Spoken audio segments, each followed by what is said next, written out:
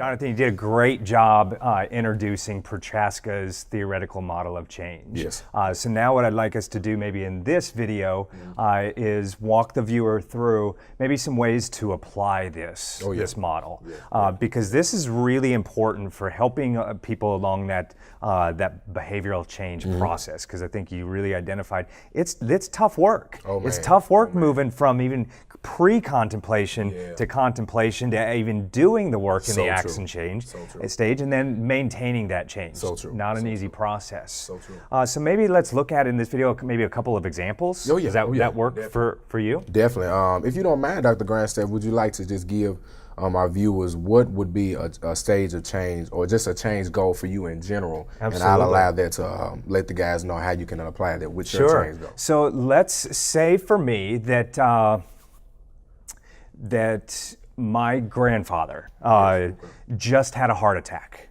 Okay, let's say that just happened a few weeks ago, and as a father of a young boy right now, you know, I see, oh man, you know, Granddad just, you know, he just got sick. He's in the hospital now, and I start thinking about, wow, I might need to start taking better care of myself. I probably need to lose a little bit of weight. I probably need to start getting on an exercise program. So where would I be on that stage of change process? Great example. Great example. What I would try to get you to start at is your pre-contemplation stage. What I mentioned in the earlier video is the pre-contemplation stage is a stage where you yourself may think, even though that kind of happened to a family member that's close to mine, it's not going to happen to me. You know, I'm kind of that macho man guy. It's not going to happen to me. You know, I don't have to worry about it. You know, that maybe my granddad may have had that ailment, but I won't have it. You know, that's just kind of that. You kind of want to avoid that stage, but that is generally the foundation that gets you to the main stage. So pre-contemplation, it's not even on my radar. Not even on the radar at all. Not even on the radar. So maybe now that my granddad has had this ailment, now it plants that seed. So you might say that now I'm in that pre-contemplation stage. In the contemplation stage of change. Contemplation, man, is the second step of Prochaskas' model of change. Really, the contemplation stage is your initial thought.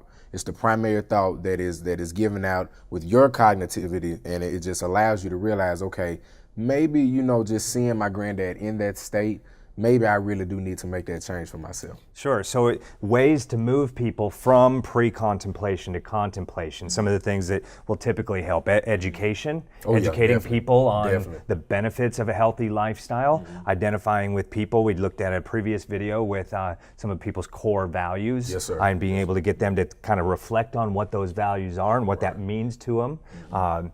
And then moving somebody from the contemplation to preparation stage. Let's maybe talk a little bit about application, about moving somebody and tipping that needle up towards preparation. In general, man, walking up steps is hard, man. So when you get halfway to the steps and you can see the horizon, you're like, man, I'm almost there. Your preparation stage, I was mentioning to my the last video, that's kind of my favorite stage. It really gets you into the transition. That's the transition of seeing cognitively, you know, okay, man, my granddad, I hate to see him in that stage. I don't want to be in that stage. That's your pre-contemplation going into the contemplation, because pre-contemplation, again, there's nowhere on the radar for you to even think of, I need to get myself together. Going back to the preparation, man, it's really the start of your transition leading up to the next two that we'll mention further in a minute. So I could see in the preparation stage, you know, getting somebody to move from preparation to action, how important the goal setting process would be.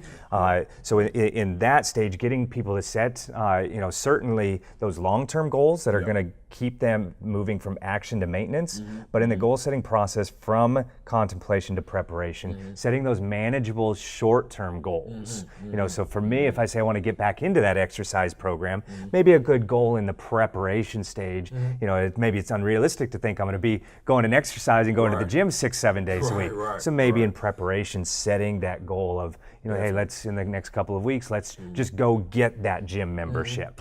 You know, and then in action, maybe just starting out, hey, let's start out with, you know, going 1 or 2 days a week. Exactly. And working our way up from there. So Great, true. great. I like it. So in review, I think it's really important to, when we look at the trans-theoretical model of change, when we help somebody with that change process, we have to be able to identify where are they at in this process. That's very true. So if we go in and assume Yeah. that somebody is ready to start that exercise program and it's not even on their radar, and I come in with that workout program already designed, and I'm coming in selling supplements, and they're not ready for that, are they? Instant denial. Instant denial. Excellent. So this is a very applicable model to helping people facilitate that process. Thanks for that review. Oh yeah, Appreciate thank it. you, man. No problem. Good work. No problem.